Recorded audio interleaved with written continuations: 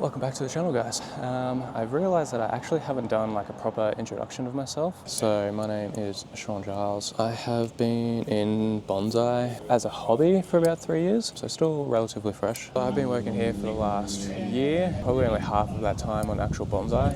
I originally worked here to help set up this new nursery.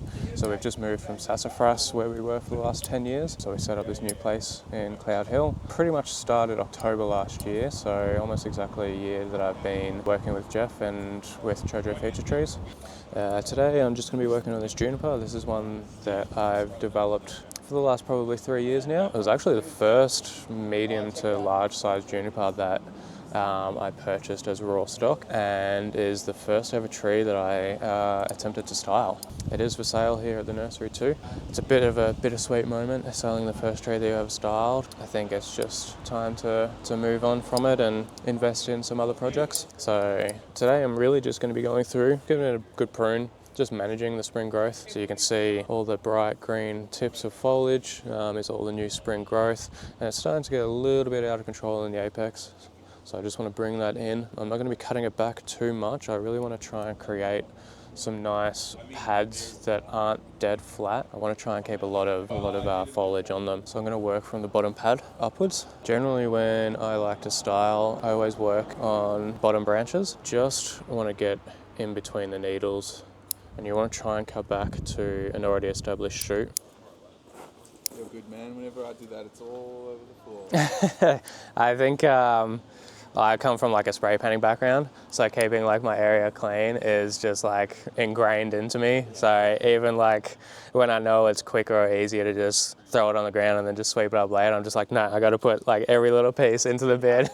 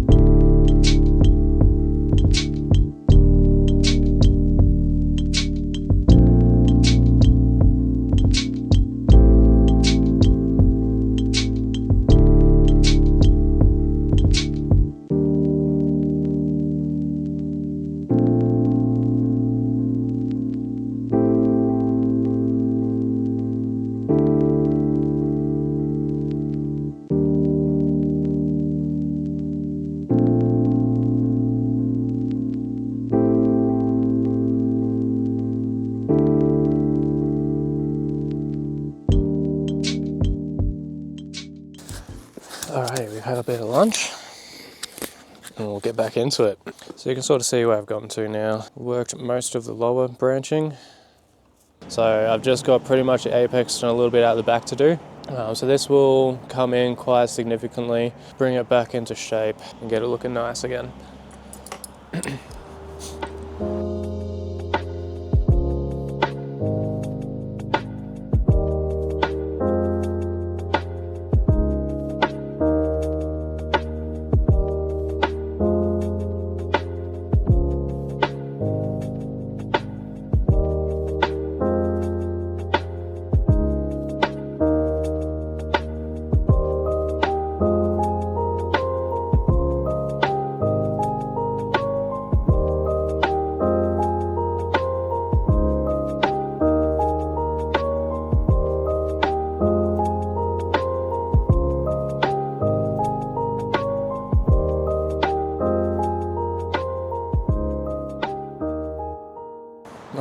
while I'm going through and pruning this, I may as well tell you a little bit about myself. So my name is Shawn Giles, and I've been doing bonsai for around almost 3 years now.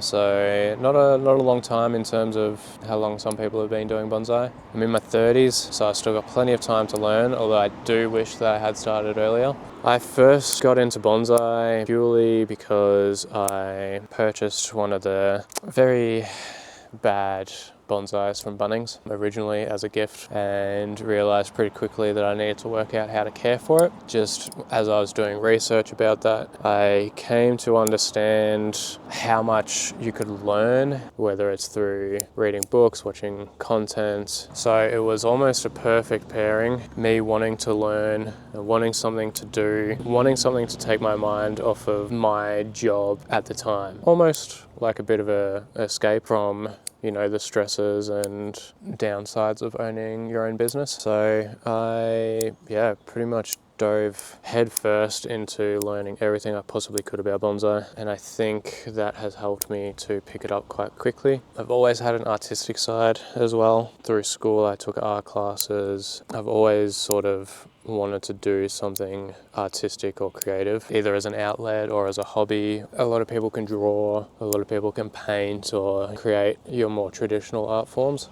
This was a relatively new concept to me and a lot of people around me. So after discovering bonsai and learning what I could of bonsai, I quite quickly realised it was what I wanted to do with as much of my time as I possibly could, whether as a hobby or eventually as a job, which I always knew was going to be tricky. So not so much with that in mind, but with the idea of, again, finding people like-minded, following a lot of bonsai social medias and different accounts. I quite quickly set up the Ukiyo Bonsai page, which is the name that I obviously go by. And Ukiyo Bonsai, it's a Japanese word, and it translates to floating world. And I often sort of think of bonsai in that sense, in that you have a whole horticultural world living in this pot and floating.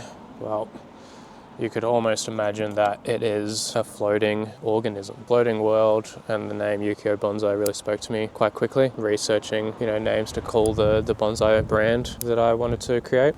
So I think it's a really fitting name, and I think it also just sounds really cool. So yeah, that's a little bit about me. The other thing is that I don't love being on camera. It has taken and will take a fair bit of getting used to talking to a camera, so I do apologise if I sound quite monotone, but it is something that I'm trying to get used to, and hopefully I will get better as it goes, but it is just a weird concept for me to be talking to a camera. I have quite an introverted personality, so doing something like this is definitely stepping out of my comfort zone, but I also feel like there is a gap or a need for Australian bonsai content. Now, we do have some fantastic bonsai creators on YouTube and social media, and a lot of it is instructional or, transforming a tree, which is great. I love all of that stuff. I did want something a little bit more day to day, and that's not to say that people aren't doing that. Obviously, being in such a beautiful area, working under the guidance of Jeff, who has been involved in bonsai for the last 20 years, I think that the people watching this video can really learn a lot from him, not just myself. I think also it's more just stuff that you can watch without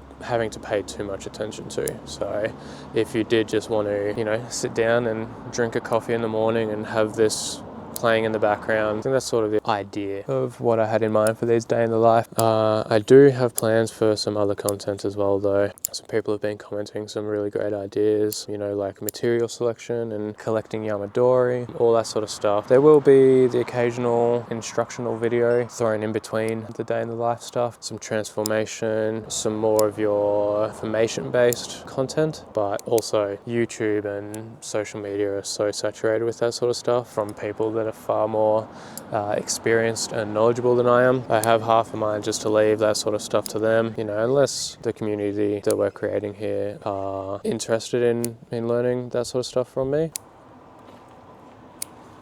How you doing, mate? Where have you acquired all your bonsais from?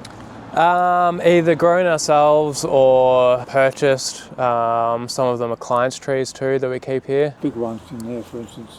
Yeah, so most of them were what we call yamadori. Right. Which in Japanese translates to collected from mountain. So they're collected trees out of gardens or urban environments, and that's where the size and the age of them comes from. For instance, like the redwood that was from Tasmania. It's a redwood, so it was a tall tree. It's just been cut down and then styled as a bonsai. Same as like the two old olives in the left-hand corner. So they come from various different places and different environments. So We've got one now. Japanese maples now. It must be 25, 26 years old. oh yeah, yep, Quite well developed yeah, as a bonsai. as a bonsai. Yeah, nice. We nearly lost it. Oh really? We actually took it down to Garden World, Yep. and people there did a sort of replant and then trim up and everything. Eventually it all came back again. A bit of an art, you've got to learn a bit of an art. It is a bit of an art, yes. We do service work here as well if you're close to us. Unfortunately, no, we're down in Frankston. Oh right, Too okay. far to cut. Yeah. I mean, It's a big one. bit bulky. Yeah, okay, yeah, yeah. At least the maples are pretty easy to prune, unless you're doing major structural work. You can just cut back to the first set of leaves. They're in full growth now. hmm If you trimmed a little bit off here and there, it wouldn't do it any harm with it? No, now's probably the perfect time to not defoliate, but what we call like a semi-defoliation. Right. So I can show you another Japanese maple that we've just done the work on. Oh, it is fresh. All right, let's get this thing finished. I got a pretty cool tree to work on tomorrow too. We're going to work on a redwood. It's a client's tree that's come in for just a very basic prune, but it's a cool tree, so I may as well film it.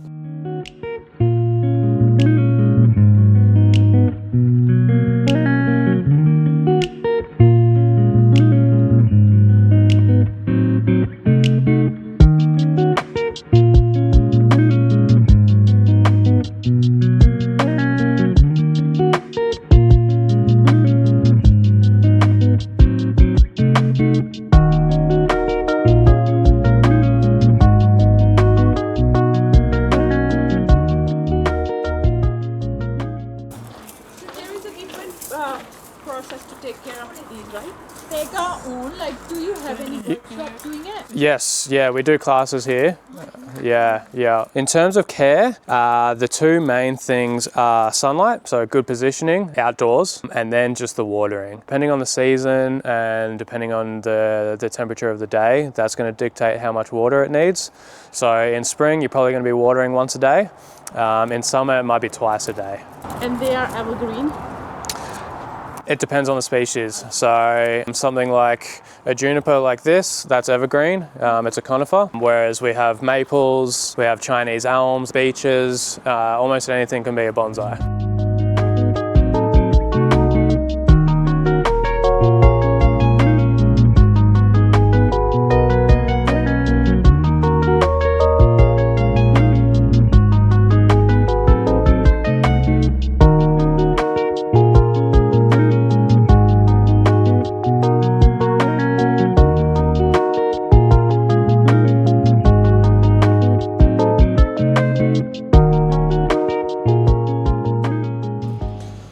So I've just wired out this section here. It's almost exactly how it was before putting the wire on, but I basically, rather than it coming down on an angle like this, I want to move these each into individual pads, layered pads as it comes down, rather than just one like whole sloping pad. So that's the idea anyway. So we'll try and move them into position a little bit. This may not look any different on the camera.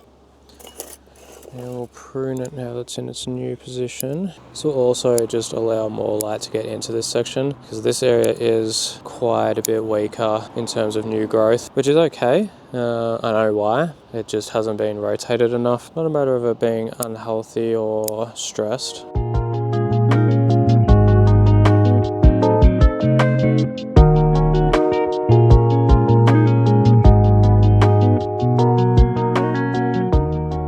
So you can see now that it's stepped horizontally rather than that sloping pad. In time, this one, this branch here, can come out and fill in this gap right there, which you can see from like this angle. It sort of just comes out nicely, but then it sort of cuts back in. I'm just leaving that to grow. I haven't pruned that at all. But I think all in all, this tree is looking pretty good now. It's set up for another flush of growth nicely. I haven't taken too much off. Still plenty of good fresh growth on it. I think I mentioned earlier that this was the first tree that I ever styled. If I can, I'll throw up images in one of the corners right now of when I first got it and the progress over the years to get it to this point. Hasn't taken that long. It's probably been about two years, maybe 2.5 years, but I think it'll be interesting for you guys to see what you can do in a short amount of time to get a relatively nice, well ramified juniper.